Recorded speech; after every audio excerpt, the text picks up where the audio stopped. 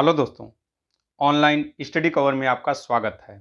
दोस्तों, आज हम लोग लुसेंट जीके का चैप्टर नंबर 4 धार्मिक आंदोलन यानी बौद्ध धर्म और जैन धर्म से संबंधित टॉपिक कवर करेंगे। दोस्तों, यह इस टॉपिक का पार्ट नंबर 1 है। तो चलिए शुरू करते हैं। आज का पहला क्वेश्चन है, जैन परंपरा के अनुसार जैन धर्म में कुल कितने तीर्थंकर हुए? तो जैन धर्म में कुल 24 तीर्थंकर हुए। कितने? 24 तीर्थंकर। व्याख्या देख लेते हैं। जैन परंपरा के अनुसार वर्तमान में 24 तीर्थंकर हैं, जिनका क्रम ऋषभ देव से लेकर महावीर स्वामी जी तक है। यानी ऋषभ देव यह जैन धर्म के पहले तीर्थंकर हैं और महावीर स्वामी यह जैन धर्म के 24वें तीर्थंकर। ठीक है, आगे।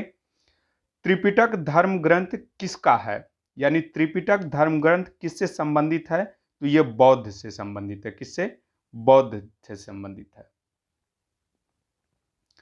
त्रिपिटक बौद्ध धर्म का प्रमुख ग्रंथ है, जिसे सभी बौद्ध संप्रदाय महायान, थेरवाद, वज्रयान, मूल सर्वास्तिवाद, नवयान आदि मानते हैं।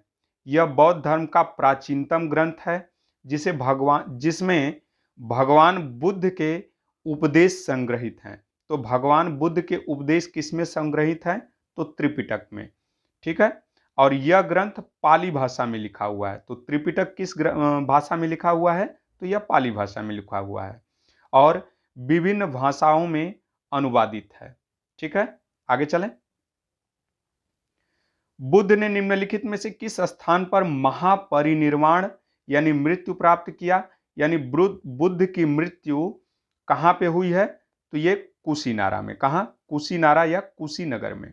ठीक है, आगे चलें। किस शासक ने बौद्धों के लिए विख्यात विक्रमशिला विश्वविद्यालय की स्थापना की? तो विक्रमशिला विश्वविद्यालय की स्थापना किस शासक के द्वारा की गई थी? तो यह धर्मपाल के द्वारा। किसके द्वारा? धर्मपाल के द्वारा। आगे। किसके द्वारा तृतीय बौद्ध संगीति को संरक्षण प्रदान किया गया? तो तृतीय बौद्ध संगीति किसके शासनकाल में हुई थी? तो यह अशोक के शासनकाल में। किसके? अशोक के शासनकाल में हुई थी। व्याख्या देख लेते हैं इसका। तृतीय बौद्ध संगीति का आयोजन 251 ईसा पूर्व पाटलिपुत्र नामक स्थान पर हुई थी। संभवतः यह संगीति सम्राट अशोक के संरक्षण में बुलाई गई थी, किंतु अशोक के शिलालेखों में कहीं भी इसका उल्लेख नहीं मिलता है। ठीक है, आगे चलें। बौद्ध ग्रंथ पिटकों की रचना निम्नलिखित में से किस भाषा में हुई है? तो पिटकों की रचना अभी बताया पीछे किस भाषा में हुई है? तो पाली भाषा में। किसमें? पाली भाषा में। आगे चलें।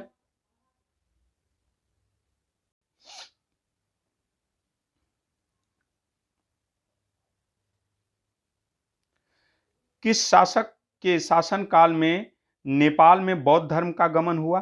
तो किस शासक के शासनकाल में नेपाल में बौद्ध धर्म का गमन हुआ? तो यह अशोक के शासनकाल में। किसके? अशोक के शासनकाल में। सांची क्यों विख्यात है? तो सांची क्यों विख्यात है? यह सबसे बड़ा स्तूप है। क्या है? सबसे बड़ा बौद्ध स्तूप है। व्याख्या देख लेते हैं इसकी। सांची स्तूप का निर्माण अशोक ने करवाया था। सांची भारत के मध्य प्रदेश राज्य के रायसेन जिले में बेतवा नदी के तट पर स्थित एक छोटा सा गांव है। तो सांची कहां पे है? यह एमपी में है। और सांची स्तूप का निर्माण किसने करवाया था? तो यह अशोक ने करवाया था। आगे चलें। महावीर का जन्म किस क्षत्रिय गोत्र में हुआ था? तो महावीर स्वामी का जन्म जात्रिक में हुआ था। कहां? जात्रिक गोत्र में हुआ था। ठीक है, आगे चलें। भगवान महावीर का जन्म पहले वैशाली गणतंत्र के कुंडलपुर में इक्ष्वाकु वंश के क्षत्रिय राजा सिद्धार्थ और रानी त्रिशला के यहां हुआ था। यानी महावीर स्वामी के पिता का नाम क्या था? सिद्धार्थ, और माता का नाम क्या था? त्रिशला। के यहाँ चैत्र शुक्ल 13 को हुआ था। ग्रंथों के अनुसार उनके जन्म के बाद राज्य में उन्नति होने के कारण उनका नाम वर्धमान रखा गया। यानी महावीर स्वामी का बचपन का नाम क्या था? तो यह वर्धमान था। ठीक है, आगे चलें। महावीर की माता का नाम महावीर की माता कौन थी? तो अभी हमने देखा महावीर की माता त्रिशला थी। कौन थी? त्रिशला।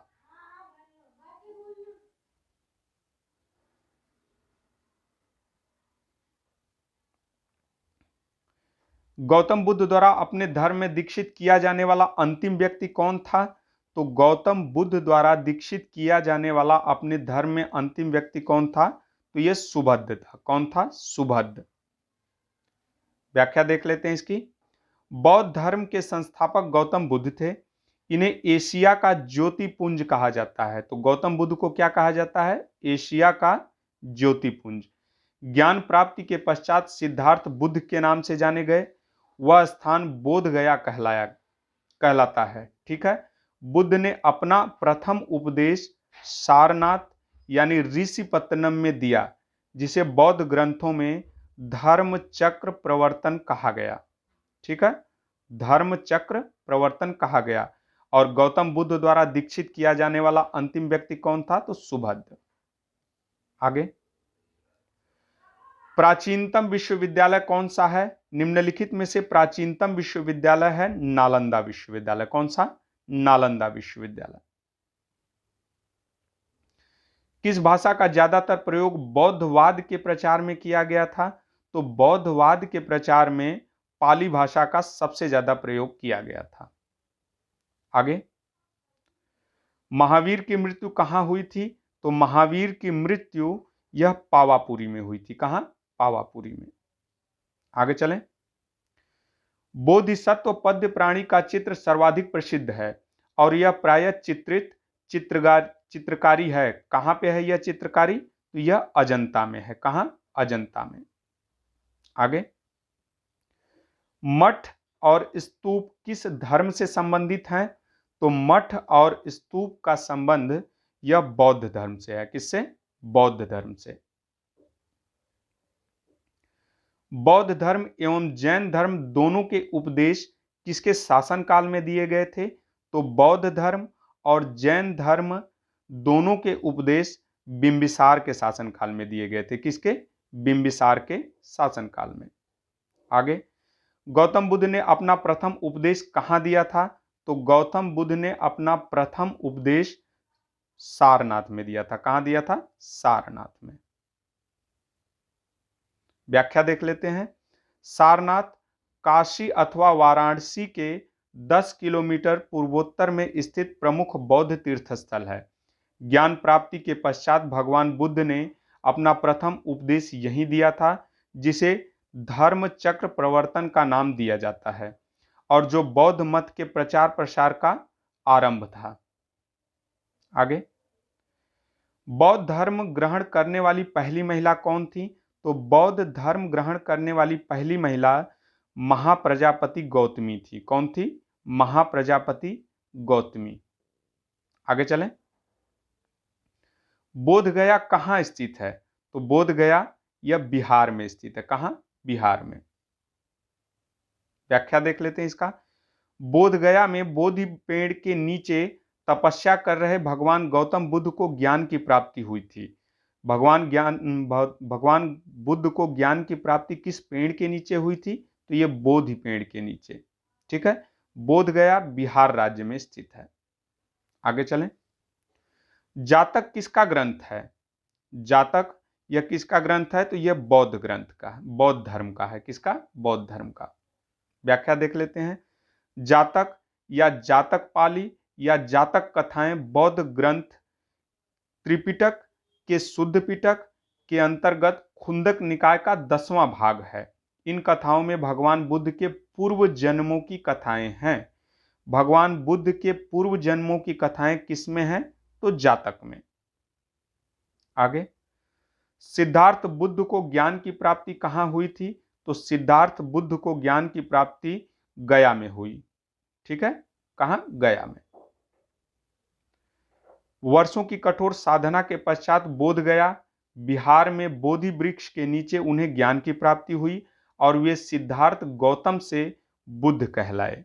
सिद्धार्थ से क्या कहलाए? बुद्ध कहलाए ज्ञान प्राप्ति के बाद। आगे, सारनाथ में बुद्ध का प्रथम प्रवचन क्या कहलाता है? तो सारनाथ में बुद्ध का प्रथम प्रवचन यह धर्म चक्र प्रवर्तन कहलाता है। क्या कहलाता है? धर्म चक्र प्रवर्तन। बौद्ध धर्म ने समाज के निम्न वर्गों पर महत्वपूर्ण प्रभाव डाला। तो बौद्ध धर्म ने समाज के किन वर्गों पर महत्वपूर्ण प्रभाव डाला? तो यह महिला और शूद्र पर। किस पर? महिला और शूद्र पर महत्वपूर्ण प्रभाव डाला। आपका आंसर क्या हो जाएगा? डी। आगे, बुद्ध के गृह त्याग का प्रतीक क्या है? तो बुद्ध के गृह त्याग का प्रतीक घोड़ा है। क्या है? घोड़ा। ठीक है, आगे चलें, व्याख्या देख लेते हैं। बुद्ध के जीवन से जुड़े प्रतीक क्या क्या है? देखिए, हाथी है बुद्ध के गर्भ में आने का प्रतीक, कमल जन्म का प्रतीक, सांड यौवन का प्रतीक, घोड़ा बुद्ध के गृह त्याग का प्रतीक, पीपल ज्ञान का प्रतीक, शेर समृद्धि का प्रतीक, पद चिन्ह निर्वाण का प्रतीक, स्तूप मृत्यु का प्रतीक। इसको आप स्क्रीनशॉट ले सकते हैं। इसको आगे चलें। गौतम बुद्ध द्वारा भिक्षुणी संघ की स्थापना कहां की गई थी? तो गौतम बुद्ध द्वारा भिक्षुणी संघ की स्थापना वैशाली में की गई थी। कहां? वैशाली में। सर्वप्रथम शून्यवाद शून्यता का सिद्धांत का प्रतिपादन करने वाले बौद्ध दार्शनिक कौन थे? तो सर्वप्रथम शून्यवाद और शून्यता का सिद्धांत का प्रतिपादन करने वाले बौद्ध दार्शनिक कौन थे? तो ये नागार्जुन थे। कौन थे? नागार्जुन। आगे चलें। महावीर का मूल नाम क्या था? तो महावीर का मूल नाम क्या था? वर्धमान। क्या था? वर्धमान। किसे एशिया का रोशनी यानी द लाइट ऑफ एशिया कहा जाता है? तो एशिया का रोशनी द लाइट ऑफ एशिया किसे कहा जाता है? तो यह गौतम बुद्ध को कहा जाता है। किसको? गौतम बुद्ध को। दिलवाड़ा के जैन मंदिरों का निर्माण किसने करवाया था? तो दिलवाड़ा के जैन मंदिरों का निर्माण यह चालुक्यों और सोलंकियों ने करवाया था। किसने करवाया था? चालुक्यों और सोलंकियों ने करवाया था। व्याख्या देख लेते हैं। दिलवाड़ा जैन मंदिर का निर्माण 11वीं और 13वीं शताब्दी ईस्वी में विमल शाह द्वारा करवाया गया था। किसके द्वारा करवाया गया था? तो विमल शाह के द्वारा करवाया गया था। और यह ढोलका के जैन मंत्रियों वास्तुपाल और तेजपाल द्वारा डिजाइन किया गया था। यानी दिलवाड़ा का जैन मंदिर किसके द्वारा डिजाइन किया गया था? तो यह वास्तुपाल और तेजपाल के द्वारा डिजाइन किया गया था। नागार्जुन कौन थे? तो नागार्जुन एक बौद्ध दार्शनिक थे। क्या थे? बौद्ध दार्शनिक। जैन परंपरा के अनुसार महावीर कौन से तीर्थंकर थे? तो जैन परंपरा के अनुसार महावीर 24वें तीर्थंकर थे। कौन थे? 24वें तीर्थंकर। जैन धर्म का आधारभूत बिंदु क्या है? तो जैन धर्म का आधारभूत बिंदु अहिंसा है। क्या है? अहिंसा। व्याख्या देख लेते हैं। जैन धर्म का आधारभूत बिंदु अहिंसा है। यह मन वचन कर्म से न की जाने वाली अहिंसा है। इसका सार है जियो और जीने दो। अहिंसा 5 महाव्रतों में प्रमुख है। अहिंसा कितने महाव्रतों में प्रमुख है? तो ये 5 महाव्रतों में प्रमुख है। जियो और जीने दो किसने कहा था? तो जियो और जीने दो यह महावीर स्वामी ने कहा था। किसने? महावीर स्वामी ने। तो ऑप्शन क्या हो जाएगा? ए। तीर्थंकरों के क्रम में अंतिम क्रम कौन है? तीर्थंकरों के क्रम में अंतिम कौन है? तो ये महावीर स्वामी। कौन है? महावीर स्वामी। ये 24वें हैं। पहले ऋषभदेव। जैन धर्म में पूर्ण ज्ञान के लिए क्या शब्द है? तो जैन धर्म में पूर्ण ज्ञान के लिए कैवल्य। क्या है? कैवल्य। आगे चलें। महावीर स्वामी का जन्म स्थान कहां हुआ था? महावीर स्वामी का जन्म कहां हुआ था? तो महावीर स्वामी का जन्म कुंडाग्राम में हुआ था। कहां? कुंडाग्राम में। कनिष्क के शासनकाल में चतुर्थ बौद्ध संगीति सभा किस नगर में आयोजित की गई थी? तो देखिए, चतुर्थ बौद्ध संगीति यह कनिष्क के शासनकाल में हुई थी। किसके शासनकाल में? कनिष्क के शासनकाल में। और यह कहाँ हुई थी? तो कुंडलवन कश्मीर में। कहाँ? कुंडलवन कश्मीर में। देखिए एक ट्रिक है, कहाँ कहाँ पे हुई थी बौद्ध संगीति? राजा वैशाली पहनता है कुंडल। पहली राजगृह में हुई, दूसरी वैशाली में हुई, तीसरी पाटलिपुत्र में हुई, चौथी कुंडलवन में हुई। राजा वैशाली पहनता है कुंडल पहली राजगृह में, दूसरी बौद्ध संगीति वैशाली में, तीसरी पाटलिपुत्र में और चौथी कुंडलवन में। और इसके किसके किसके शासनकाल में हुई थी? इसका ट्रिक है आजकल अशोक, अजातशत्रु, कालाशोक, अशोक और कनिष्क। अजातशत्रु, कालाशोक, अशोक और कनिष्क। ठीक है, आगे चलें। चतुर्थ बौद्ध संगीति कश्मीर के कुंडलवन में कनिष्क के काल में हुई थी। चतुर्थ बौद्ध संगीति के अध्यक्ष कौन थे? वसुमित्र एवं अश्वघोष। तो चतुर्थ बौद्ध संगीति के अध्यक्ष कौन थे? वसुमित्र और अश्वघोष। तृतीय बौद्ध संगीति कहाँ आयोजित हुई थी? तृतीय बौद्ध संगीति कहाँ आयोजित हुई थी? तो यह पाटलिपुत्र में हुई थी। कहाँ? पाटलिपुत्र में। व्याख्या देख लेते हैं। तृतीय बौद्ध संगीति का आयोजन 251 ईसा पूर्व में सम्राट अशोक के शासनकाल में पाटलिपुत्र में किया गया था। इस बौद्ध संगीति की अध्यक्षता मोगलीपुत यानी तृतीय, इसने तृतीय बौद्ध संगीति की अध्यक्षता की थी। किसने? मोगलीपुत ने की थी। इसी संगीत में अभिधम्म पिटक की रचना हुई थी। तो अभिधम्म पिटक की रचना किस संगीति में हुई थी? तो यह तीसरी बौद्ध संगीति में। ठीक है, और बौद्ध भिक्षुओं को विभिन्न देशों में भेजा गया। इनमें अशोक के पुत्र महेंद्र और पुत्री संघमित्रा को श्रीलंका भेजा गया था। ठीक है, अशोक के शासनकाल में बौद्ध संगीति किस नगर में आयोजित हुई थी? वही क्वेश्चन है, पाटलिपुत्र में। कहां? पाटलिपुत्र में। आगे, निम्नलिखित में से कौन सी बात बौद्ध धर्म और जैन धर्म में समान नहीं है? तो कौन सी बात बौद्ध धर्म और जैन धर्म में समान नहीं है? तो यह आत्मदमन की बात। किसकी? आत्मदमन की बात। ठीक है, आगे चलें। निम्नलिखित में से किस नगर में प्रथम बौद्ध संगीति सभा आयोजित की गई थी? तो पहली बौद्ध संगीति कहां आयोजित हुई थी? तो राजा वैशाली पहनता है कुंडल कहां? राजगृह में। कहां? राजगृह में। किसके समय में?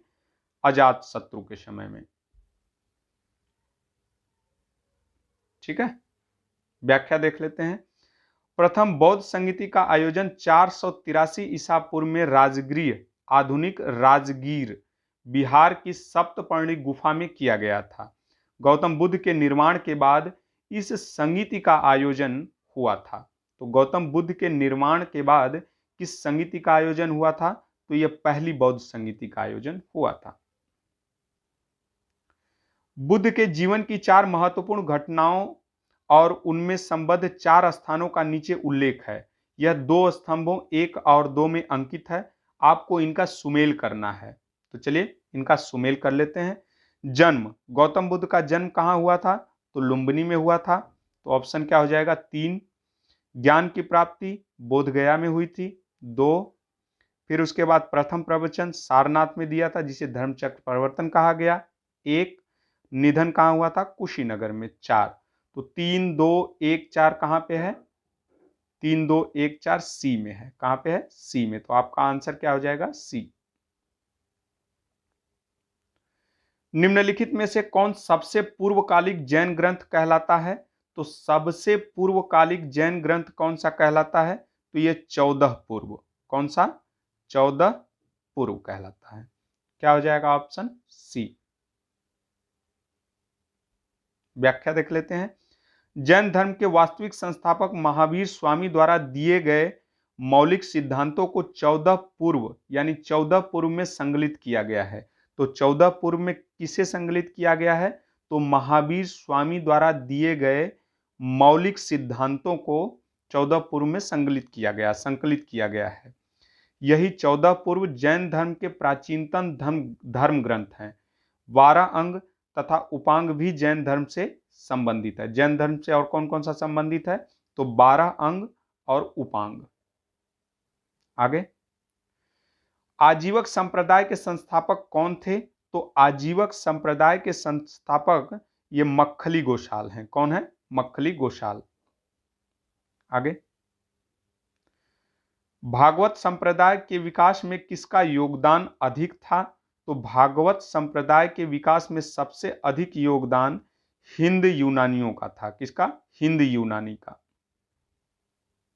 47, भगवान महावीर का प्रथम शिष्य कौन था?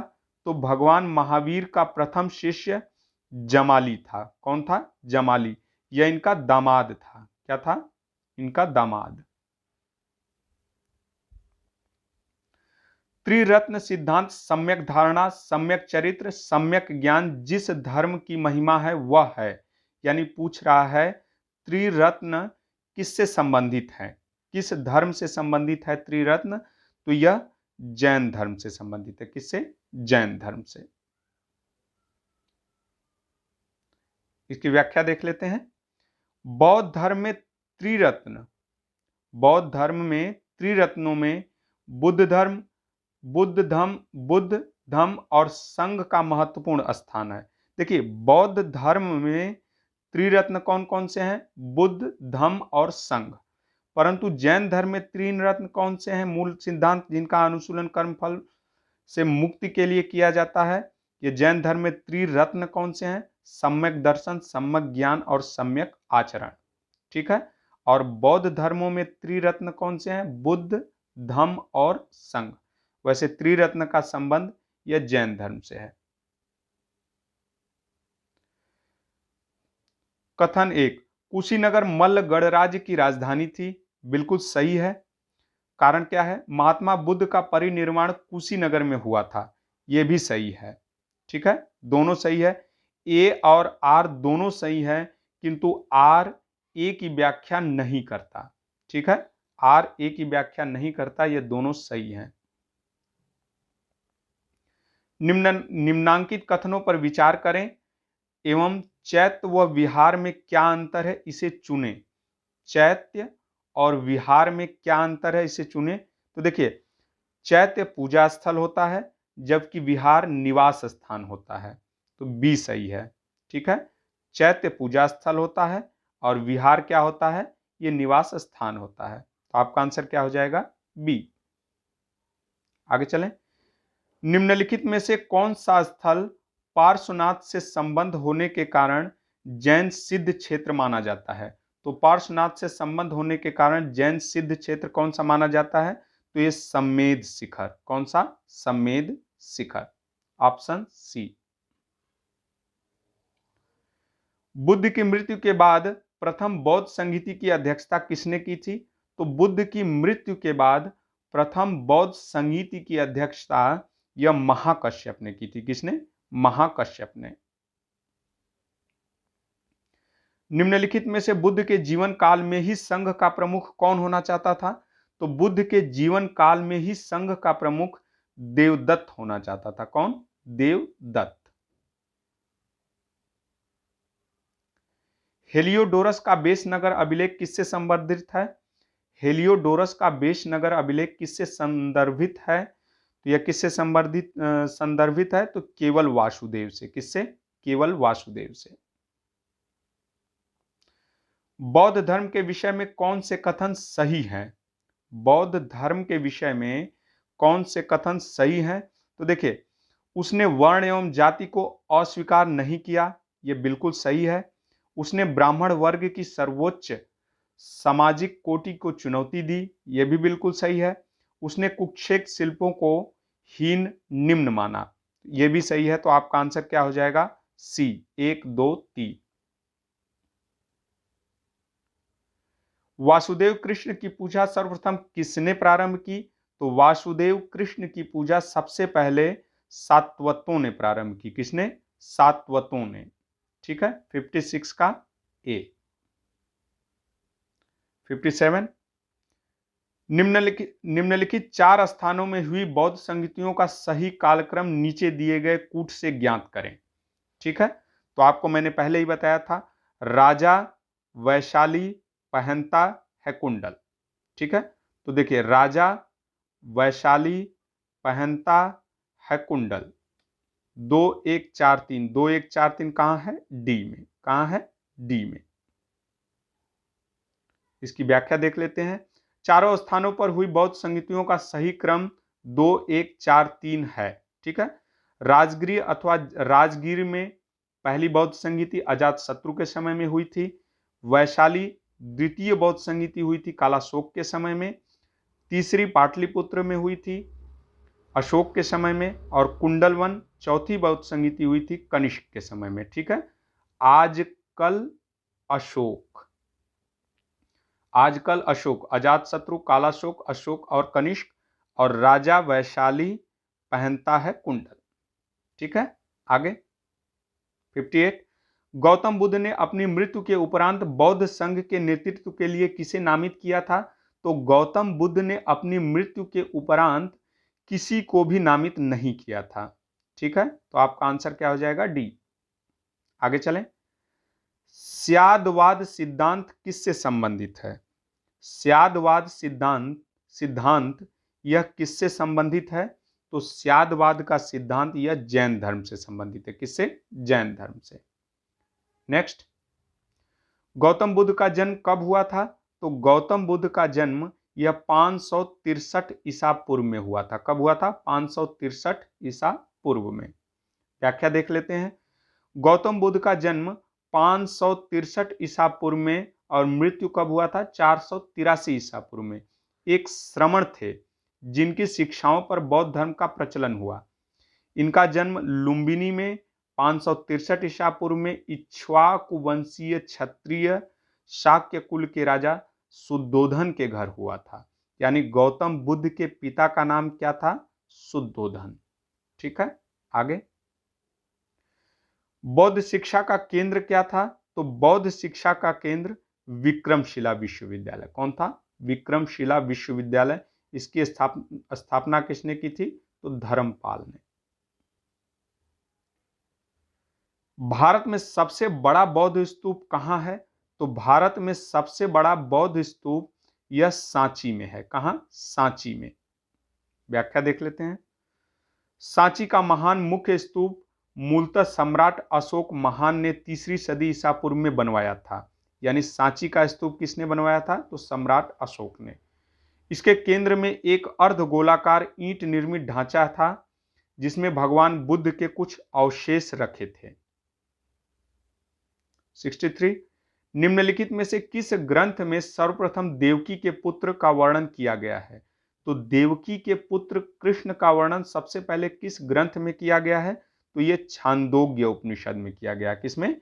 छांदोग्य उपनिषद में।